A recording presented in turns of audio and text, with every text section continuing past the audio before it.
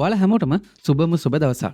ඉතින් අද අපි මේ වීඩියෝ එකෙන් කතා කරමු SLT fiber line එකේ Wi-Fi password එක වෙනස් කරගන්නේ කොහොමද කියලා. ඉතින් ඔයාගේ SLT fiber line එක LAN connection එක හරහා PC එකට හෝ lap එකට connect කරගන්න. ඊට පස්සේ 192.168.1.1 type කරලා enter කරන්න.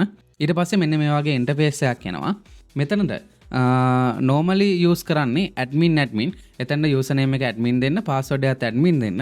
එහෙම නැත්නම් ඔයාගේ Wi-Fi router එකේ පිටිපස්ස සහ sticker එකක් තියෙනවා. ඒකේ තියෙනවා ඔයාගේ username එක සහ password එක. ඒ දෙක මෙතන type කරලා enter කරන්න. හරි.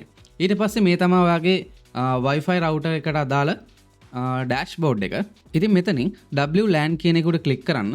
ඊට පස්සේ 2.4G basic උඩ click කරන්න. ඊට පස්සේ මේ පැත්තේ SSID කියලා තියෙන තැන ඔයාගේ Wi-Fi router එකට ඒ කියන්නේ Wi-Fi connection එකට දෙන name එක තියෙන්නේ. ඒක ඔයාලට change කරගන්න පුළුවන්. ඒ වගේම WPA pre-shared key කියන තැන ඔයාලට අලුතෙන් දාන්න ඕන password එක type කරලා apply changes උඩ click කරන්න. ඊට පස්සේ 5G basic උඩත් click කරන්න. එතනත් SSID කියන එක ඔයාගේ Wi-Fi name එක ඒකත් change කරගන්න පුළුවන්. ඊට පස්සේ අර මම කලින් එකේම කිව්වා වගේ WPA pre-shared key කියන තැන උඩ ඔයාගේ password එක type කරලා apply changes උඩ click කරන්න.